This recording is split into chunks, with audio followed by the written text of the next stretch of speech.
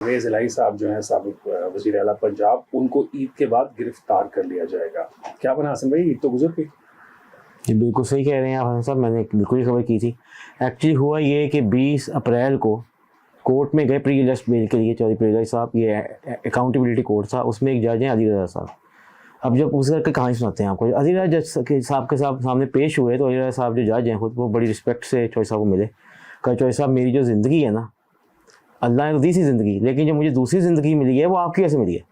तो जो लोगों ने पूछा जी कैसे, चौधरी साहब ने पूछा जी कैसे, वो इस तरह हुआ। फिर उन्होंने पूरी कहानी सुनाई कि जी मेरा एक्सीडेंट हुआ था तो रेस्क्यू 1122 क्योंकि आपने बनाई थी, तो रेस्क्यू 1122 की वजह से मेरी ज़िंदगी बच गई। तो आप मेरे मोहसिन हैं आप, तो आप हुक्म करें कि किस लिए हाजिर हुए। तो चौधरी साहब ने कहा जी अगली हियरिंग की तारीख, उन्होंने कहा जी आप भी हुक्म करें, आपको कौन सी तारीख दी जाए अगली हियरिंग की। तो उन्होंने कह दिया कि जी 27 अप्रैल तारीख की तारीख दी, और उन्होंने एंटी करप्शन एस्टैब्लिशमेंट को कहा कि जी आपके पास जो भी सबूत वगैरह जो कुछ भी है, आपने 27 तारीख से पहले उनको गिरफ्तार नहीं करना। अब आज 27 तारीख को जब अदालत में पेश हुए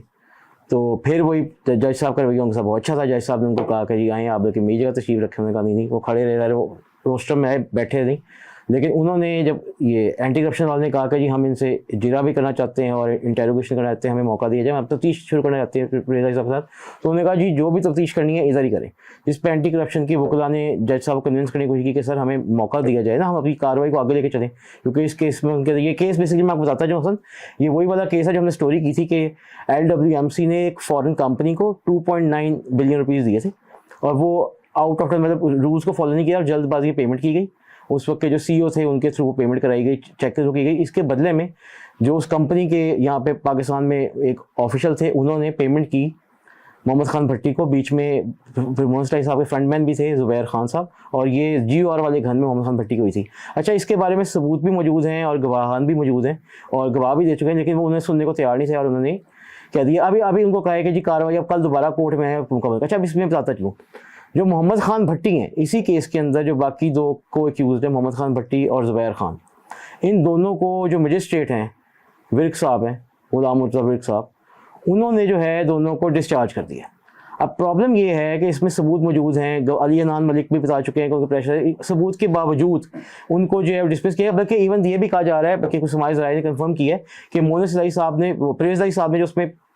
मुबैना तौर पे वो किक बैक ली थी 6.5 करोड़ रुपए की, वो उन्होंने अपनी जो मुबैना तौर पे दूसरी बेगम है उनकी जो शादी की। देखें, ये जो आप बात कर रहे हैं ये सारी सबूत मौजूद हैं, लेकिन मैंने तो जो पता किया है, ये जो अभी तक हमें सामने आ रहा है, और वो ये है कि ये तमाम जो केसेस हैं ये सोर्स रिपोर्ट्स की बुनियाद पर बनाए गए हैं, जिसमें जो है किस शख्स ने ये उनको डेटा प्रोवाइड किया है, किस शख्स ने एंटी करप्शन को ये सबूत दिए जिनकी आप बात करें, उसका जिक्र ही नहीं है। कोई कंप्लेनेंट ही नहीं है इन केसेस के अंदर, सोर्स रिपोर्ट्स हैं। और इससे पहले जो सोर्स रिपोर्ट्स के ऊपर इसी तरह एंटी करप्शन ने केसेस बनाए लोगों के ऊपर, मोहम्मद खान भट्टी साहब की आप जो बात कर रहे हैं, यकीनन उसके अंदर भी यही अदालत ने कहा था कि ये सोर्स की बेस पर आप केसेस नहीं चला सकते। अगर आपका सबूत हैं तो आपको सामने लाना पड़ेगा कि वो सबूत कौन से हैं। अगर गवाह मौजूद हैं तो वो गवाह कौन है, कौन कंप्लेनेंट है इन केसेस के अंदर। ऐसे तो नहीं चल सकता ना कि एनोनिमस किस्म की चीज़ें दी जाएं और उनके ऊपर केस नहीं। हसन मैं आपको थोड़ा करूँ, आपको याद होगा मोहम्मद खान भट्टी की स्टोरी पहले हमने की थी स्टेटमेंट वाइज। बहुत सारी स्टोरीज का तो बहुत ज्यादा भाई आपको क्रेडिट है, लेकिन मैं तो सिर्फ मैं वही उस वाली बात करता हूँ। अच्छा, ये जिस तरह आप कह रहे हैं बिल्कुल सोर्स रिपोर्ट्स के ऊपर ही इन्वेस्टिगेशन स्टार्ट की जाती है, लेकिन इस वाले केस में भी ना मुबैना तौर पे जो हमारे सोर्सेज में हमें कंफर्म किया, इसमें सबूत भी हैं, गवाहान भी मौजूद हैं, और इवन जो डॉट्स में मिल रहे हैं, मतलब सबूत के साथ वीडियो एविडेंस में बता रहा हूँ, मैं बड़ी बात क्लेम कर रहा हूँ कि परवेज़ इलाही साहब की वीडियो ऑडियो टेप मौजूद है, जिसमें ये कंफर्म हो रहा है कि उन्होंने जो पैसे दिए हैं 6.5 करोड़ रुपए मुबैना तौर पे, वो उन्होंने अपनी जो दूसरी अहलियाँ हैं उनको दिए। तो आप बहुत बड़ी खबर दे रहे हैं हसन भाई, अगर ऐसी ऑडियो मौजूद है तो यकीनन वो। अच्छा, अब एक प्रॉब्लम है। अच्छा, हो ये रहा है, अब एक और मैं बताता हूँ, ये जो मजिस्ट्रेट साहब है ना विर्क साहब, इनके अगेंस्ट एक एप्लीकेशन भी दी गई थी स्पेशल जज साहब को कि जी इनको हटा दिया जाए, ये एंटी करप्शन वालों को प्रॉब्लम हो रही है, मतलब वो सबूतों को भी मानने को तैयार नहीं होते, को सुनने को तैयार नहीं है, और वो डिस्चार्ज किए जा रहे हैं सबूतों के बावजूद। तो बेसिकली इसमें ये है कि आपको याद होगा मोहम्मद खान भट्टी साहब ने एक सन इन लॉ की बात भी की थी, ये बेसिकली वही नेक्सस है, और वो क्योंकि परवेज़ इलाही साहब ने उसमें इन्वेस्ट भी किया है, लोगों के ताल्लुकात भी थे उसमें, तो वो नेक्सस का फ़ायदा हो रहा है, जो फ़ायदा वो देते हैं लोगों को, अब उनको कोर्ट से रिलीफ मिल रहा है और अनड्यू रिलीफ मिल रहा है। नहीं, लेकिन आप ये देखें ना, जिस तरह परवेज इलाही साहब के ऊपर केस तो ऑब्वियसली चलेगा। नहीं हसन, आप मुझे ये बताइएगा कि एक मजिस्ट्रेट है जिसको एंटी करप्शन कह रही है कि जी आप उनको चेंज कर दिया जाए, तो जज साहब कह रहे हैं कि जी उनको नहीं कर सकते, बड़ा जबरदस्त मजिस्ट्रेट है मेरा, वो मजिस्ट्रेट साहब है, वो एंटी करप्शन की बात सुनने को तैयार ही नहीं। तो लेकिन हसन भाई, एक मसला ये भी तो है ना, फिर इस तरीके से तो जो भी किसी का केस लगा करेगा या उसके हक में उसको नजर आएगा कि जज फैसला नहीं दे रहा, तो वो जज की तब्दील करने की दरखास्त दे दिया करेगा, तो फिर जो निज़ाम में इंसाफ है मैं हसन, मैं आपकी एक बात से मेरी को आप और सुनिए, देखिए वो 13 दिन का रिमांड मांग रहे हैं ना, और वो कह रहे हैं कि हमारे पास चीजें हैं, ये देख लो, बात ही नहीं सुन रहे, वो 13 दिन का रिमांड देने के बजाय डिस्चार्ज करें। अब प्रॉब्लम क्या हो रही है, जो एंटी करप्शन एस्टैब्लिशमेंट को प्रॉब्लम फेस करनी पड़ रही है, चाहे फराग होगी वाला केस हो, इंक्वायरी बंद हो गई थी, वो दोबारा खुलने जा रही है, वो भी इंशाल्लाह अगले आने में बात करेंगे।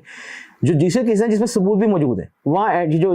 अकाउंटेबिलिटी कोर्ट्स है, मजिस्ट्रेट है ना, वो बात सुनने को तैयार नहीं है, मतलब वो एक दिन का रिमांड लेने में प्रॉब्लम हो रही है। जैसे नैब का जब जमाना था, आपको याद होगा, 90 दिन के जो है वो नहीं, लेकिन हसन भाई फिर वो ये हुकूमत ने जब कानून साजी की, तो वहाँ तो जो नैब के कवानीन के ऊपर सबसे ज्यादा क्रिटिसिज्म था, वो ये क्रिटिसिज्म था कि यहाँ पर लोगों को उठाकर ले जाया जाता है, गिरफ्तार कर लिया जाता है, उनके ऊपर केस का जो तरीकाकार है वो बहुत स्लो प्रोसेस। मैं आपकी बात से एग्री करता हूँ, लेकिन अभी ना एंटी करप्शन को देखें, वही रूल्स भी आते हैं ना, आते हैं। अभी इस वक्त ना प्लान कर रहे हैं, ये इस वक्त ये भी बात भी हो रही है कि इस पे रूल्स में थोड़ी अमेंडमेंट की जाए, क्योंकि जो रिमांड लेने प्रॉब्लम हो रही है ना, उससे भी इन्वेस्टिगेशन का अमल काफी हद तक रुक रहा है, तो वो यही चीजें हैं बेसिकली। अच्छा, तो फिर हसन भाई, फिर ये बात तो फिर परवेज इलाही साहब जो कहते हैं वो उनकी काफी हद तक दुरुस्त साबित नजर आती है ना, कि वो कह रहे हैं कि मुझे इमरान खान के साथ जाने की सजा देने की कोशिश की जा रही है, जो सारी हरकतें हैं अदालत में जब सबूत पेश किया जाता है तो यार आप मुझे ये लेकिन फिर देखें कि नई कानून साजियां की जाएंगी आपके, ताकि मेरी बात से एग्री करेंगे, आपको आप बेशक एग्री ना करेंगे, मुझे मेरा ओपिनियन तो देने दें। मैं आपको एग्जांपल देता हूँ, आपको याद होगा मोहन इलाही साहब का जब वो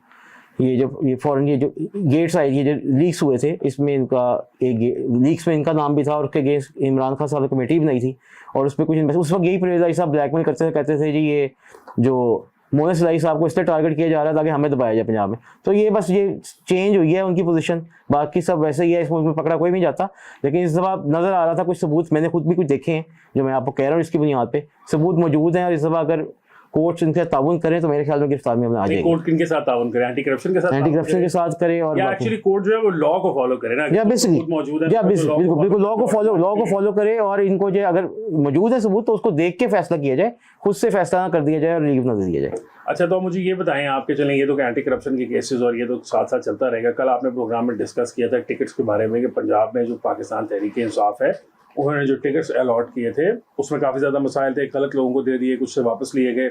अब आप मुझे ज़रा बताएं कि ये डायनेस्टिक पॉलिटिक्स की भी बहुत सारी बात चलती है, खान साहब बहुत खिलाफ थे डायनेस्टिक पॉलिटिक्स के, तो ये जो लिस्ट हम देख रहे हैं उसके अंदर तो ऐसा लगता है कि जैसे खानदानों के खानदान हैं, उन्हीं को रिसाइकल करके दोबारा से टिकट्स दे दिए। जी हसन, बिल्कुल ठीक कह रहे हैं। आपको याद होगा खान साहब जब तहरीक इंसाफ भी बनी, तब से उनका पहले दिन से एक करप्शन के खिलाफ उनका नैरेटिव था और एक डायनेस्टिक पॉलिटिक्स के खिलाफ था। वो कहते थे ये जो पार्टीज हैं इन्होंने अपनी अजरादारी कायम की हुई है, ये नवाबों की तरह, ये बादशाहों की तरह बादशाहत है, जिसमें अगर नवाज शरीफ है तो उसकी बेटी आगे आएगी, जरदारी है तो उनका बेटा बिलावल भुट्टो जरदारी आगे आएगा। ये डायनेस्टिक पॉलिटिक्स बहुत खिलाफ थे, कहते थे मरूसी सियासत खत्म होनी चाहिए, इसने बेड़ा गर्क कर दिया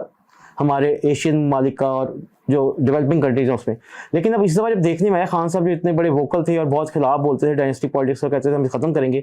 उनकी अपनी पार्टी में जब आप देखते हैं तो इस दफ़ा जो पंजाब में टिकटों की तकसीम हुई है, वहाँ पे शाह महमूद कुरैशी साहब, अब मैं इसमें ये नहीं कह रहा उसमें बहुत सारे इलेक्टेबल्स भी होंगे, लेकिन या तो खान साहब उस तरह बाजी ना करते, वो कहते हैं डायनेस्टिक पॉलिटिक्स के खिलाफ हो, मेरिट फैसले वर्कर को टिकट देते। उन्होंने शाह महमूद कुरैशी साहब के जो बेटे हैं ज़ैन कुरैशी साहब को टिकट दी मुल्तान से, वहीं उनके भांजे को भी टिकट दे दी। उसके अलावा अगर आप देखते हैं ये दरिशक फैमिली राजनपुर की बड़ी पुरानी फैमिली है, सरदार नुसरत दरिशक साहब, उनकी फैमिली 6 दफ़ा खुद वो MP बने, कंजेक्टिव मिनिस्टर भी रहे, MNA भी रहे, उनके बेटे हसनैन बहादुर दरिशक को टिकट मिल गई है, उनके पोते को अहमद दरिशक को टिकट मिल गई है।